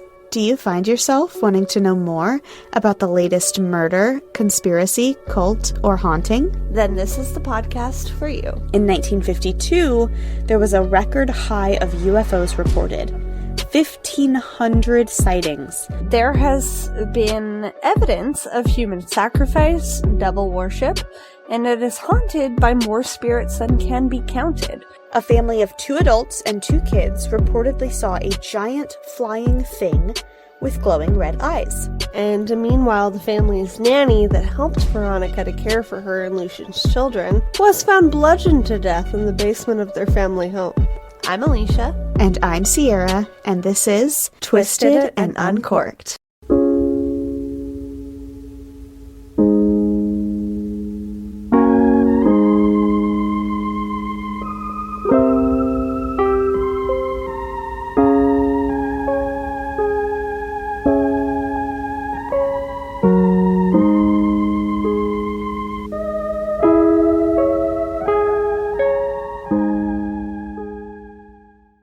What drew you to that role? Oh, so many things. It's just a combination of a great director, a great writer, being in a project that's a once in a lifetime opportunity, medieval mystery. I mean, it's a dream for any actor. And especially with my background, where I came actually from another country and I have an accent, and all of a sudden the director has such a role. It was everything drew me to this role. Right, of course. Yeah. Had you heard of the book prior to starring in the film? Yes, I did. I hear of the book, Umberto Eco. It's like everybody. I mean, it was a very hot book, and I be honest with you, I didn't read it before, but I heard of it. Then when we started talking about me being in the film, I started to read it, and it was impossible. I couldn't do more than 10 pages, and it's a very, very difficult read, and really you need to. So when I got the script, it was much, much simpler, and for me it was easier. But I didn't. I couldn't. I think altogether I read about 50 pages. Wow. Yeah, I had never read the book before I watched the movie, but one of my grandparents actually read it, and I talked with him about it, and he was telling me how great it was, and I tried reading it, and and did you succeed? Do what? Did you succeed? No, I read it like maybe 25 pages. It's dense, and I know, and that's the same thing, and that's why it was so much easier to work with a script than with a book. Right. With me, I need to use a dictionary to go through so many words I didn't know. I'm talking about the book, not the script. Right. When you got the part for Severinus, was Sean Connery already involved with the project? Yes. Yeah. Had you worked with Sean Connery prior to the film? No, never. I met him first time in Germany. Actually, the mayor of a little town of what was Rüsselsheim, I name of the town, made a welcoming party for us, and that's where I first met Sean Connery. But my very, very close friend of mine worked with him on several projects, and so I had a line to approach him. Paul Medlansky says hi to you. And what is Sean Connery like? What is it like working with him? Everything about this man was, first of all, you know that you're with legend, and you think that legends behave differently, and they are not from this earth, which is totally opposite from what Sean Connery was. He was very down to earth, one of the nicest people I worked with.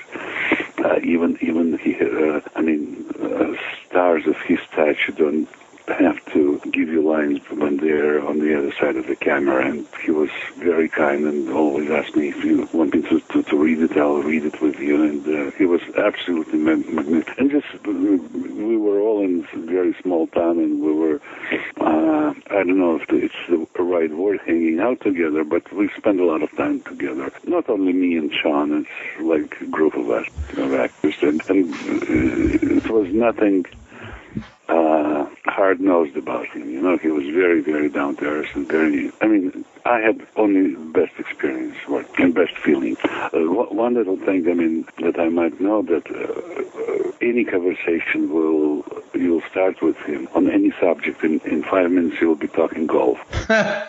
Man, he's an addict, and it always would end up with talking about golfing. Right. But other than that, only the best feeling, and truly, truly very nice man.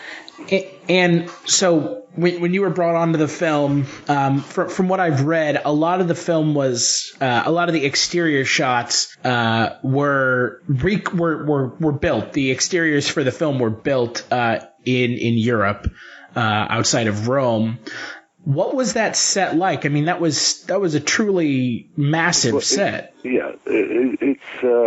It's not exactly like you say.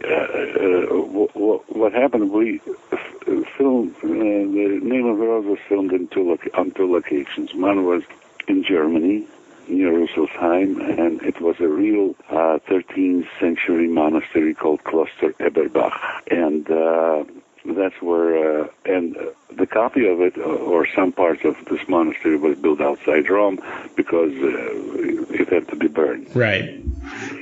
So we did film in a real monastery, and we had absolutely fabulous set designer, Dante Ferretti, who did such a magnificent job. And plus Jean-Jacques Annaud, before we started filming, that not a lot of people know about it. He took us to the set, and what he did, he invited extras and put them in costume.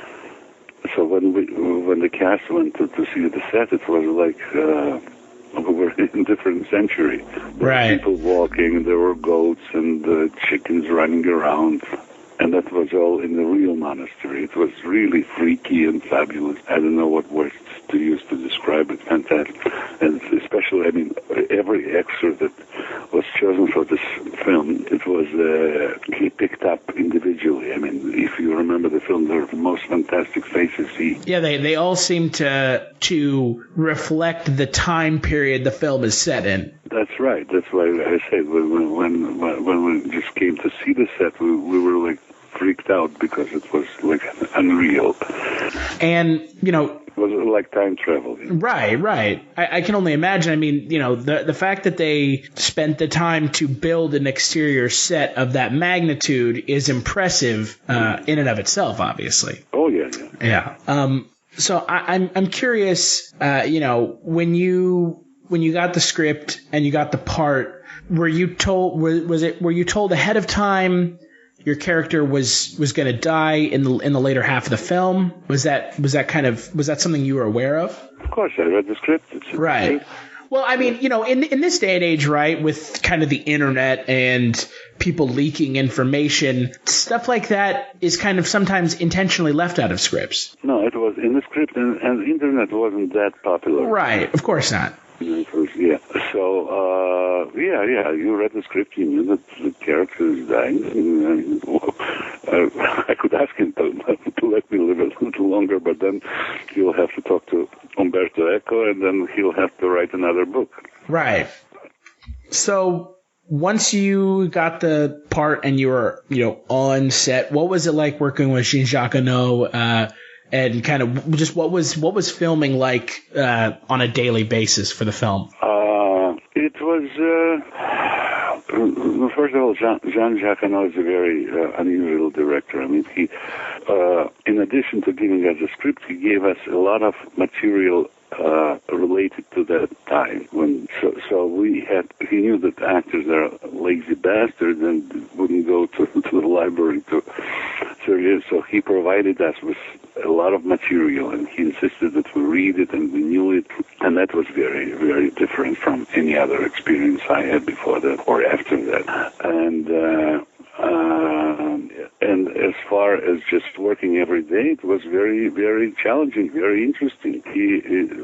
He's a great director. I feel very fortunate that I'm chosen by Jean-Jacques Annaud to be part of it. And as far as working every day, it was very interesting work, something that you wake up and you look forward to doing. Do you enjoy working on period pieces like The Name of the Rose? I think they're the best, yeah. I mean, it all depends, you cannot just, it's interesting, of course, to dress up in a costume of a different area, but it could be a fantastic experience, and it could be probably dreadful experience if the director doesn't know what he's doing, and the crew and cast don't get along. But in this case, everything was just like flowed very, very nicely. And the cast, what a great cast there was. All the great German actors, Austrian actors, French, Michael Lonsdale. It was a very, very Italian actors. It was an international cast. It was fascinating people. It was wonderful work. Yeah, the film has a really diverse cast. It has, like you said, Michael Lonsdale, also William Hickey, who is Ron Perlman, who at the time was not as big, he was big, but he was not as famous. Not like he is now, obviously. That's right. And F. Murray Abraham as well, obviously. Yeah. No, F. Murray Abraham was bigger then than now. He was won his Oscar, which he was bragging the whole time about. So this is kind of a question for you. Looking through your IMDb credits and your credits in films, obviously, you're a Russian actor. You were trained in Moscow. In The Name of the Rose, your character is not Russian, inherently not Russian. No, he was Irish. Right. And I had a dialogue coach, Chris Black, who was coaching me on a dialogue. So I don't know how successful I was, but nobody said that it was not real. I needed to have a dialogue coach. Right. Well, my question to you is it refreshing to you to be cast in a role that you don't play to your inherent strengths of your Russian background? But that's what I'm looking forward to, because I played so many Russians and Eastern Europeans that every time I get a part which is not it's very hard to get, because the casting directors think like only, they cliche us, this guy's right. And even my agents, they send me out for the parts that are wrong for me just because it says it's Russian or it's Ukrainian or Polish or whoever, and they don't send me out for parts which I am right for, because it doesn't mention the background. But that's what it is, and I have to live with it. Well, that's kind of my question. Really, is when you get a role like in The Name of the Rose, do you enjoy those more than just your role where you have to be Russian? Yeah? Of course. Much more challenging, much more interesting. Because I know a lot of, American audiences will recognize you from, your roles as Russian characters, Spider-Man 2 and 3, in Transformers, 13 Days. All those. Not Russian, but in 13 Days it was a Polish guy. He was right. But it's the same thing. It's Eastern European. Unfortunately, the American audience won't know the difference to some extent, right? That's right. Yeah. But the thing is that it's, as I said, it's much more difficult for me to get parts which are not described as particularly Eastern Europeans, because my agents, they just don't submit me for them, and every time I go and meet with them, we have this conversation, they say, yes, we have to be more creative, but nothing happens. Or rarely something happens. Right. Well, and you've kind of become the go-to character actor in Hollywood for portraying Russian characters. Unfortunately. Or maybe fortunately. Who knows? I don't know. I can imagine it gets a little monotonous just playing Eastern European characters over and over again. It's not only that, I don't mind playing Eastern Europeans. It's just the pie is much bigger, and I get only small piece of this pie. There are so many pies that I could audition for. I mean, not necessarily I would get, but I can't even get to audition because my agents think that because it doesn't say Russian in the breakdown or Polish or Armenian. Well, I asked this primarily because I am 3/4 Ukrainian, and wow, yeah, my last name is Stachiw, so. So, yeah, I asked that because I can imagine it getting monotonous being cast in these kind of same, genetically similar roles. Yeah, usually I get other roles when a director particularly likes my work. And I did a couple of years ago, I did a film called Jimmy P, which is called Jimmy, a.k.a. Jimmy Picard, which was it's a period piece. It's right after the Second World War about psychiatry, and it was a French director who looked me up, and that's how I get the parts where I'm not a Russian. Well, that was kind of, surprising to me watching The Name of the Rose that, your character is not Russian. He's, like you said, he's Irish. So that was refreshing for me because I really enjoy character actors and I like seeing character actors doing things that aren't what we would normally associate them, a role with them. Mm-hmm. So, yeah, take a look at this film. It wasn't released in the States. I mean, it's on Netflix. It's called Jimmy P, and it's with it's got Benicio del Toro, right? Yeah, Benicio del Toro, right? Yeah, and wonderful French actor Amalric, Matthew Amalric, Gina McKee. Yeah, it's a very, very interesting film. And there I play an Austrian, but at least it's not Eastern Europe. Right. So, yeah, getting back to The Name of the Rose, what was your what's your favorite memory from the set or something that sticks out to you from your time filming the film? No, first, I told you about the whole atmosphere that we got into with this excursion to the set, with being surrounded by such great actors. You feel that you're in like exclusive club, and especially in Europe. By that time, the book was very, very, very famous, and the word went out about the filming, so everybody was looking at us as like very rare creatures. I remember when we were filming in the Built set near Rome, we had to interrupt filming quite often because they had a blimp flying over with tourists showing the set. And of course you cannot shoot 13th century mystery with a blimp flying over you. Right. All the time. So that was a great part of it.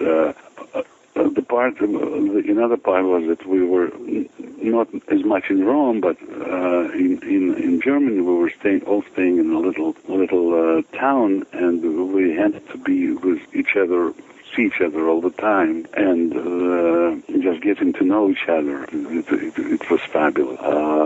Absolutely fantastic cinematographer. When you go to the set, you see the set and it has certain colors, and then you see it on the film and the colors are totally different, much more interesting. How should I say? You don't see it when you're there, but on the film you see absolutely magnificent colors and stuff. It was Fellini's DP, Tonino Della Colli.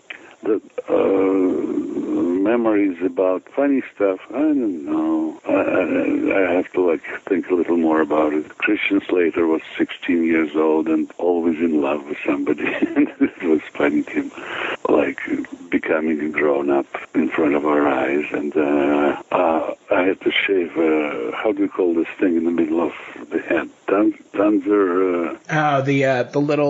The friar's circle, right? Yeah. And that was funny when people were looking at me, just when I was walking, and because it looked like very strange. I mean, I don't have any funny little stories at the moment. I mean, I have to concentrate a little more on that. Maybe I'll come back many years ago. Of the scenes that you're in the film, which one are you personally the most proud of? The scene that I liked was the scene where we had this dead monk, and I did the autopsy, and that's when I explained that he could be what was it? Flesh according to nature and against the nature. It was a scene with Sean Connery and Christian Slater, and that was, I think, a very nice scene. I don't know if you remember it. It's when trying to remember his name. I think it was Michael Habeck when he died, and then I do the autopsy. Right. On Berengar. Yeah, Berenger, yeah. Yeah, I enjoy everything about the movie, but I really enjoy the fact that there are a lot of what would be considered in a lot of films smaller parts, but even those, quote unquote smaller parts, they're given a lot to do. I mean, your character is one of the driving forces in the film later on, and you're given a fair amount to do in the film, even though it's a smaller part on kind of the grand scheme of the film. It's a medium-sized part. It wasn't very. He actually is the one who discovered the book. Right. Severinus. Oh, another thing that to mention interesting things. It was working with Fyodor Shaliapin Jr. You know who I'm talking about, right? Mm-hmm. I think so. The guy the blind guy who was killing everybody. Right. Correct. And he's the son of one of the greatest Russian singers, opera singers, Fyodor Shaliapin. And he was by then he was almost 80 years old, and he was very close to my how should I say, acting god, Michael Chekhov, when they lived in California. Now he lives in Rome. I mean, he passed away, but at that time he lived in Rome. But before that, he lived in California and worked with Michael Chekhov all the time. So just being together with him and listening to his stories about Michael Chekhov, who, as I said, is my acting god, was absolutely incredible. I can imagine. So after the film comes out and you get a chance to see it, what were your kind of thoughts in the film? What did you think about the film once it came out? I thought that it deserved more than it had. It was a huge hit in Europe. Right. And here it played only a couple of weeks, I think. And it was a release. It played in theaters, but it was like when came in and went. I mean, it wasn't a big thing. Later, people when they started showing it on cable, and people started more people saw it. But in theaters, I don't think we did very well in America. But in Europe, it was like the greatest hit for several years. Right. Well, yeah. I mean, I think the film inherently is more tailored to European audiences in some respects because of the pace. I also think that. Yeah, I think also that, some of the themes that the movie talks about might not be something that American audiences are inherently interested in. Because the film has a little bit of philosophical musings somewhat. Towards kind of the end of the film when they're talking about, the purpose of laughter in regards to the church. Yeah, and it's about the church a lot, about the how church reacts to how oppressive the church was at that time, and how difficult it was for somebody to go against the grain. Right. And, I think that in the 80s, the American audiences maybe just didn't have an interest in that, unfortunately. Yeah, I was to be honest with you, I was a little bit disappointed because I thought that having this kind of cast and subject and the quality of the film, I mean, it was brilliantly shot. It would get more attention, but unfortunately it didn't. My last question for you is there anything you're working on now that you want to talk about? I did a film which I think it's my second horror film, which I don't know what's happening with it. It's called The Hive, and it's not really something I want to talk about.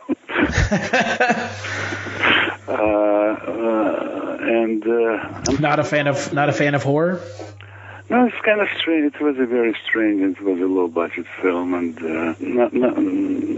before I see it, I don't want to talk about it. Right, I understand. Yeah, lately I was doing mostly television. No, nothing I can talk about it. About something that I'm trying to make a film myself, but that's another story. Are you writing, directing, or just directing? Yeah, I wrote it. I don't know if I'll be directing it, but we're talking about producing it with one company, and there will be a couple of my friends. Richard Dreyfuss probably will join us, Ileana Douglas, but it's a little bit early to talk about it, because it's still in the works.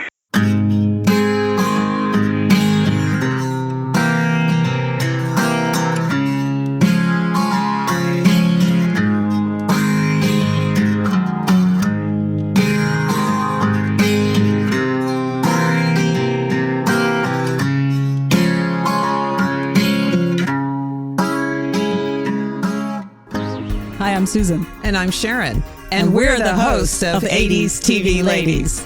Check us out wherever you find your favorite podcasts. And please like and follow us on Facebook, Instagram, and Twitter at 80s TV Ladies. You can find interviews and exclusive behind-the-scenes content on all of your favorite 80s TV ladies.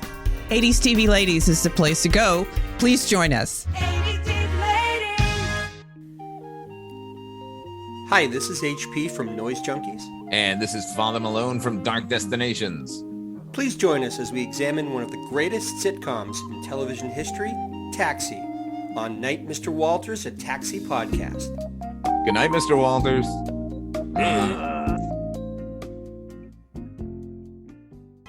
Good evening, and welcome to Night Gallery. Thank you, Rod.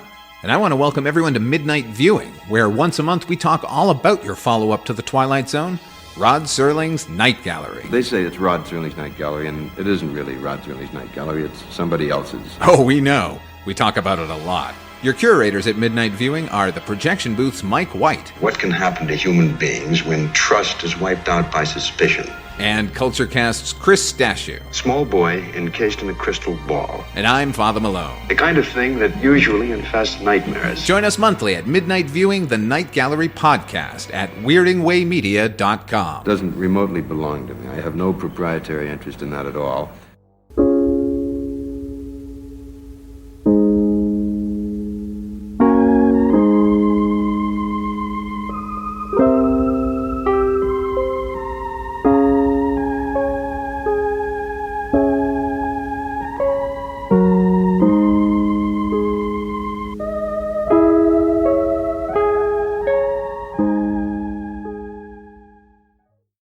So I guess this is the last episode of Mike White May. If you want to listen to that Avengers bonus episode that we're doing, you can find it over at patreon.com/culturecast. But that is it for Mike White May. Mike White and I are now going to do an episode every now and then for the next rest of the year, because that's the way it works. That's the way it works, folks, because we both have our own shows, shockingly. It's not like Penn and Teller, but it's not too dissimilar. Speaking of that show, Mike, where can people find you when you're not here with me doing my show together? Well, Chris, it's so convenient. They can find your show here, and they can find my show here being weirdingwaymedia.com. All the good stuff is there, except for Richard's show. And you can find mine here also, which is basically anywhere you're listening to a podcast, which is probably Spotify or Apple. And if you're listening anywhere else, just come on. Why? Why would you do that? That's always my appeal to people. It's like, just go one of those two places, please. You're getting an option. It's not a great option either way, but you do have an option. Or I guess if you want to listen on YouTube, just kidding. Quote, we don't make money on YouTube. That's why we don't provide Spreaker integration anymore. I think what we should just do from now on is just do like The Simpsons does and just rag on Spreaker on every episode we do, like The Simpsons do with Fox, just to see if they'll actually do anything. Because at this point, we've never been anything but what's the term? An open wallet for them to take money out of. So, maybe it's time for us to piss down their throat for a second. But yeah, if you want to listen to our podcast, find it on iTunes and Spotify. That's where you can go to listen to it because anywhere else is just not as important. Richard and Mike, thank you so much for joining me. Richard for joining us and Mike for programming a rather successful month, apparently other than the movie I picked, which, okay. Well, maybe I'll read something tonight and I'll just fall in love with the movie. What are you going to read? A book that drives you crazy? You're going to read the Necronomicon tonight and lose your mind? I'm going to lick my finger and turn the page here. And yeah. Yeah, I'm going to read something tonight that tomorrow prevents me from having to talk about this piece of shit film. I will talk as much as Eddie Izzard does in the film. Good Lord, boy. Signing up for that, huh? And yeah, as always, we'll catch you on the next episode.